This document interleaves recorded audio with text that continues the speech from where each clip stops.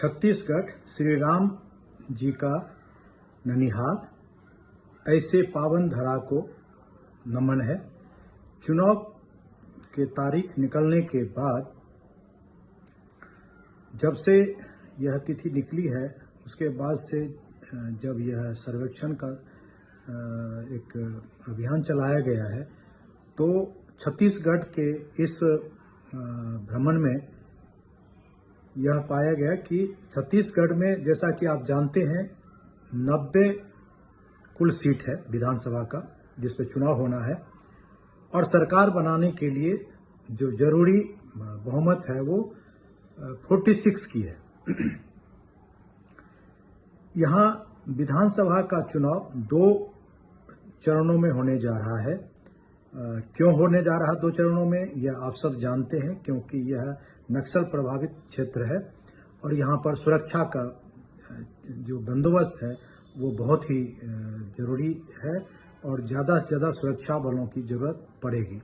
इसलिए यहाँ पर चुनाव आयोग ने 2 फेज में चुनाव करने का निर्णय लिया है। यह राज्य सरकार के जो लॉ एंड ऑर्डर मेंटेन करने वाले एजेंसियां हैं, उनसे मिल करके किया जाता है। ये सब आप जानते हैं, इसके विस्तार में मैं नहीं जाना चाहूँगा। तो इसलिए लिहाज से जो 2 चरण चुनाव आयोग ने इसका निर्धारित किया है, उसमें जो है पहले चरण में 7 नवंबर को मतदान है और जो दूसरा चरण है वो मध्य प्रदेश के साथ 17 नवंबर को है, और मतगणना वही 3 दिसंबर का है।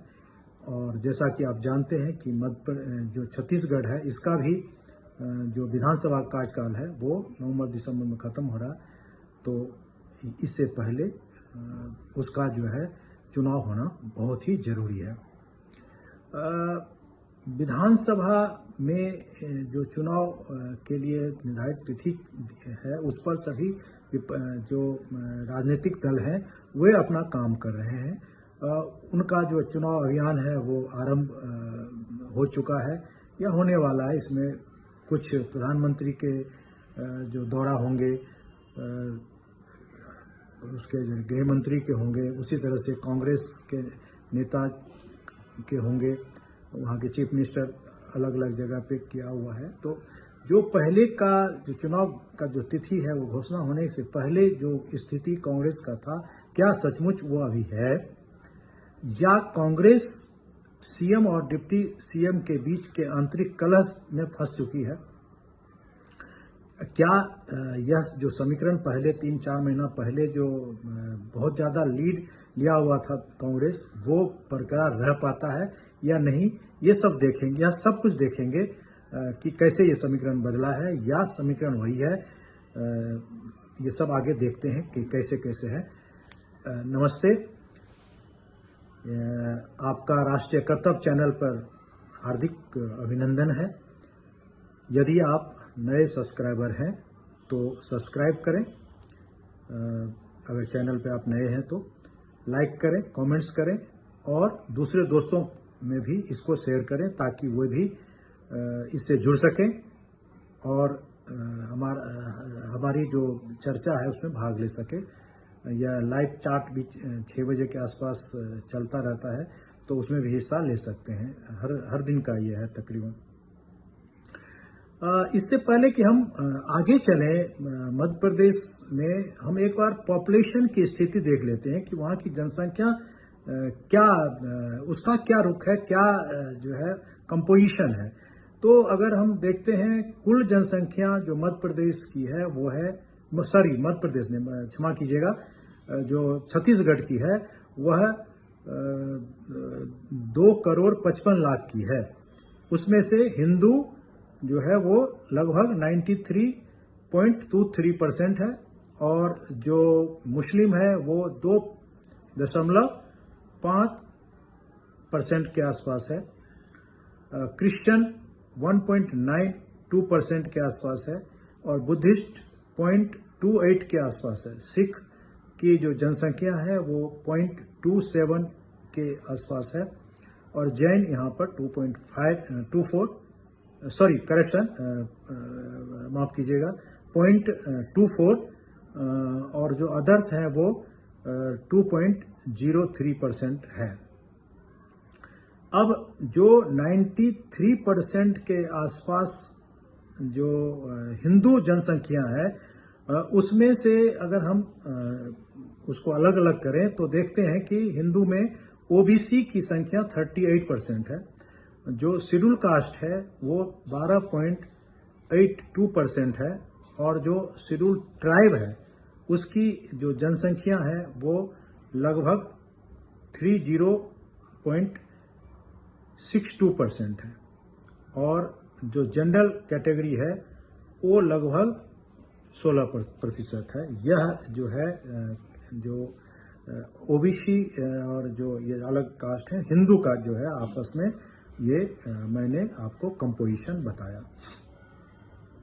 अब ये जो है इसके अंदर जो मुख्य भूमिका है वो आदिवासियों का है और एससी का भी है, और प्लस ओबीसी में अलग अलग जाति है तो उसका तो है ही।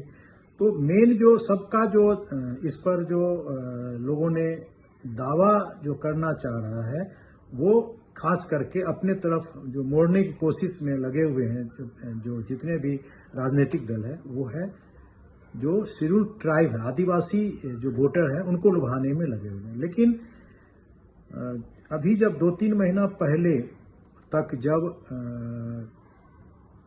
कांग्रेस का जब सर्वेक्षण हुआ था तो कांग्रेस का पलड़ा काफी भारी था। लोगों का यह था कि कांग्रेस यहां पर क्लीन स्वीप कर जाएगी और आदिवासी उन्हें बहुत सपोर्ट कर रहा है।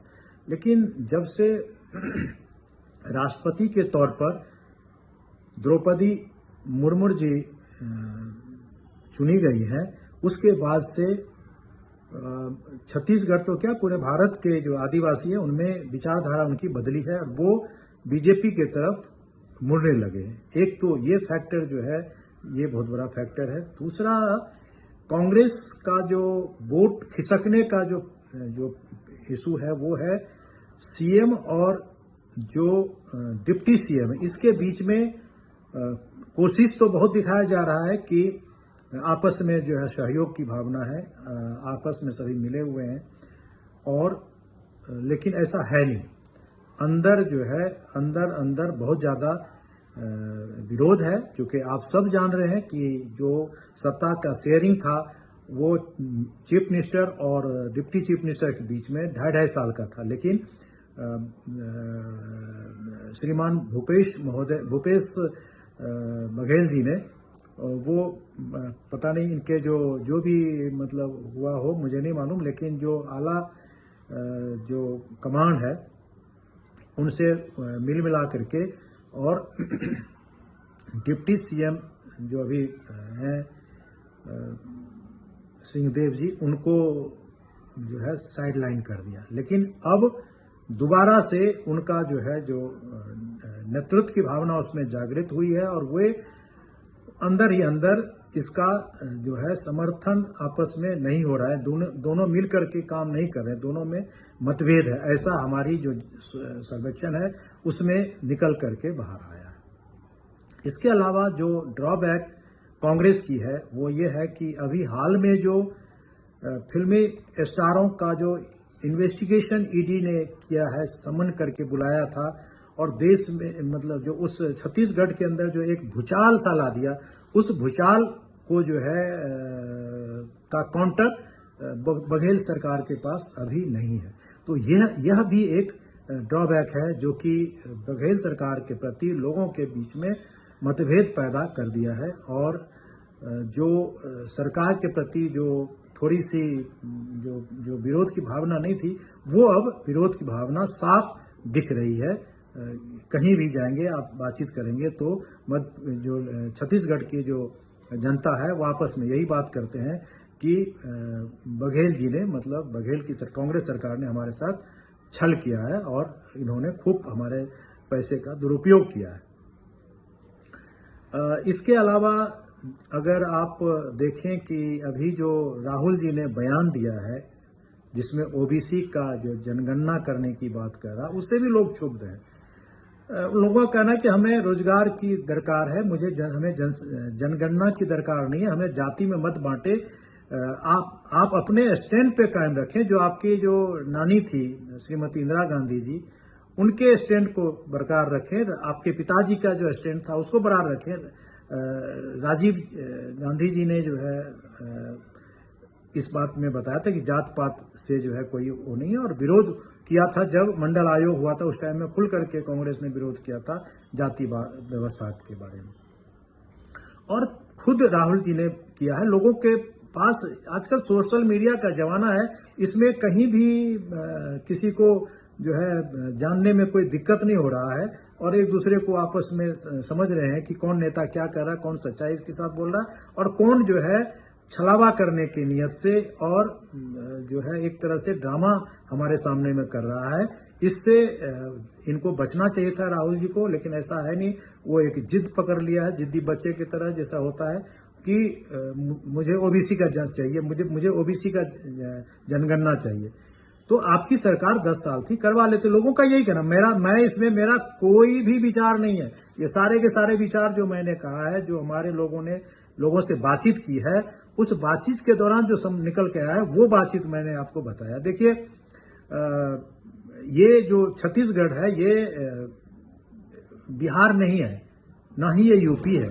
छत्तीसगढ़ एक तरह का ऐसा राज्य है जहां पर कि सिर्फ अगर जो नक्सल प्रभावित नहीं होता तो छत्तीसगढ़ बहुत ही अपने संस्कृति के लिए जाना जाता है। यहाँ का जो आदिवासी संस्कृति है वह देश में जो है सम्मानित है, और उसे लोग बहुत ज्यादा जो है चाव से देखते हैं। तो ऐसे में इस तरह की जो भड़काने वाली बात है, इससे लोग प्रभावित नहीं हो रहे हैं, बल्कि उल्टा पड़ रहा है कांग्रेस को। और इसे किसी भी तरह से जो भूपेश बघेल जी हैं, वो मनाना चाह रहे हैं कि उनके राज्य में इस तरह का बयान जो है ना दिया जाए। लेकिन राहुल जी और प्रियंका जी, तो राहुल जी और प्रियंका जी हैं, तो उन्होंने ठान लिया है कि कांग्रेस को हमें किसी न किसी तरह से डुबोना है। खैर, उनकी अपनी अंदरूनी मामला, मैं इसमें कुछ नहीं कर सकता, लेकिन ये फैक्टर वहां पर काम कर रहा है कि इससे कांग्रेस के प्रति लोगों में विरोध की भावना है। राजपूत जो है वो जो है खिलाफ हो गया है भूपेश बघेल जी के, क्योंकि उन्होंने टीएस सिंहदेव जी का जो है उन्होंने चीफ मिनिस्टर उनको नहीं बनने दिया, इससे लोग खफा है। तो ये सारी चीजें हैं जो कि कांग्रेस को निगेटिव देता है। वहीं पर जो बीजेपी के लिए है वो ये है कि जब से द्रौपदी मुर्मू जी राष्ट्रपति बनी है, तब से लोगों के प्रति आदिवासी का समर्थन इनके तरफ बढ़ रहा है। इसके अलावा जो है सरकार विरोधी लहर का फायदा बीजेपी बहुत भरपूर उठा रही है। उसके बाद जो है एक और फैक्टर है प्रधानमंत्री का जो स्वागत सरकार के तरफ से नहीं होना, बीच में ये भी जनता देख रही है, क्योंकि प्रधानमंत्री सबका है। लोगों का कहना ये है, केंद्रीय योजना पर लोगों का बहुत ज्यादा भरोसा है, और उसके हिसाब से वो बीजेपी के तरफ मुड़ रहे हैं। मोदी फैक्टर बहुत ज्यादा काम कर रहा है वहां पर। हालांकि जो हमारे पास सूचना है उसके हिसाब से मोदी जी का वहां पर जो सभा है वो 2 दौरा है सिर्फ, तो उसमें कितना कवर कर पाते हैं वो तो बीजेपी वाले जाने, मुझे नहीं पता, लेकिन इतना है। और एक बहुत बड़ा फैक्टर है वो है सनातन का फैक्टर। जो सनातन के विरुद्ध इंडी गठबंधन के जो घटक दल हैं, उनका जो तमिलनाडु में विरोध में बयान हुआ था, वो बयान बहुत ज्यादा असर किया है और लोग विमुख हो गए हैं कांग्रेस से, ऐसा जो है देखने में आया है। अब हम देखते हैं कि जो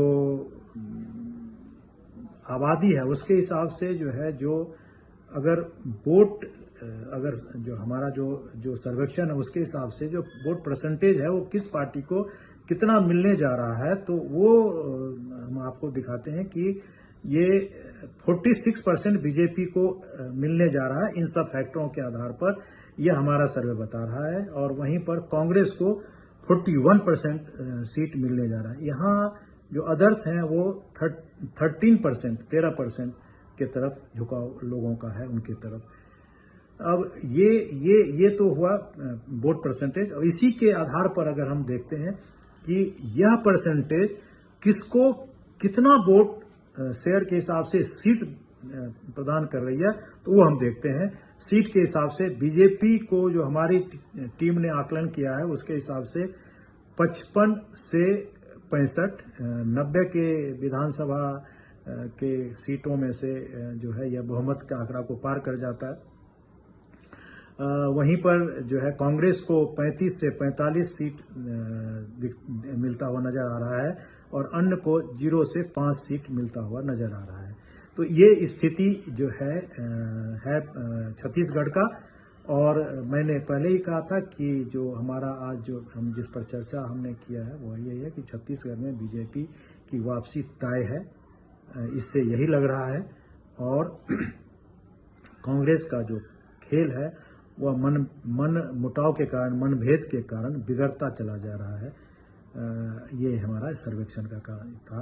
इसमें मैं आपसे यही आग्रह करूंगा कि जो हमारा राष्ट्रहित है, राष्ट्रहित के अंदर जो हमने जो आज चर्चा किया इस विषय पे, इसका एक ही एम है कि आप सब उस सरकार को चुने जो राष्ट्रहित में काम करे, देश के विकास के लिए काम करे, आपके विकास के लिए काम करे, छत्तीसगढ़ की जनता के विकास के लिए काम करे। उनको चुने आप, चाहे वो किसी की भी पार्टी की सरकार क्यों न बने, लेकिन राष्ट्रहित सर्वोपरि होना चाहिए। क्योंकि आज भारत चौतरफा चारों तरफ से दुश्मनों से घिरी हुई है, चाहे वो पड़ोसी देश का हो या अंतर्राष्ट्रीय स्तर पर कूटनीतिक जो खतरा हो, वो ये सारे की सारी चीजें जो है उससे प्रभावित करता है। इसलिए उस नेता को वोट दें जो केंद्र सरकार को मजबूत कर सके। चूंकि आपका यह चुनाव राज्यसभा के चुनाव से संबंधित है। राज्यसभा में अगर पार्टी को बहुमत नहीं होगा तो आपके विकास का काम नहीं कर सकता है। राष्ट्रहित में मेरा यही आग्रह है कि मतदान खूब निकल करके करें, उस पार्टी को चुने जो आपके हित के लिए काम करे, देश हित के लिए काम करे। मैं आपसे फिर यहीं पर मैं इसको विराम देता हूं और आप साथ में आग्रह करता हूं कि अगर आप इस चैनल पर नए हैं तो चैनल को सब्सक्राइब करें, लाइक करें और कमेंट्स करें और इसे दूसरे दोस्तों में भी शेयर करें ताकि वो भी इससे जुड़ सकें और उन्हें भी ऐसा करने के लिए आग्रह करें। आज का जो है मेरा विश्लेषण यहीं पर मैं विराम देना चाहता हूं और आप लोगों से आग्रह है कि इसे देखें और लोगों को भी देखने के लिए जो है प्रोत्साहित करें। बहुत बहुत धन्यवाद।